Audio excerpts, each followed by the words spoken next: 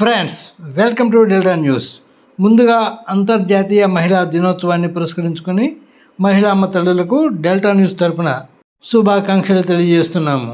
పౌర సరఫరాల శాఖ మంత్రులు నాదెండ్ల మనోహర్ తెనాలిలో జరిగిన వివిధ కార్యక్రమాల్లో ఆయన పాల్గొన్నారు. తొలుత విఎస్ఆర్ అండ్ ఎన్విఆర్ కళాశాలలో కొత్త రఘురామయ్య విగ్రహావిష్కరణలో పాల్గొని ఆయన కాంస్య విగ్రహాన్ని ఆవిష్కరించారు. అనంతరం తెనాలి పురపాలక శాఖ ఆధ్వర్యంలో ఏర్పాటు చేసిన అంతర్జాతీయ మహిళా దినోత్సవ వేడుకల్లో పాల్గొన్నారు. మహిళల ఔన్నత్యాన్ని చాటి చెప్పిన నాదెండ్ల మనోహర్ సమాజ అభివృద్ధిలో మహిళలు కీలక పాత్ర పోషిస్తారన్నారు. కుటుంబ పోషణతో పాటు మహిళలు వివిధ రంగాలలో రాణిస్తున్నట్లు వెల్లడించారు. మహిళా సాధికారతకు ప్రభుత్వం కృషి చేస్తున్నట్లు వెల్లడించారు. ఈ సందర్భంగా కార్యక్రమంలో పాల్గొన్న పలువురు మహిళలు సమాజంలో మహిళల పాత్రపై ప్రసంగించారు.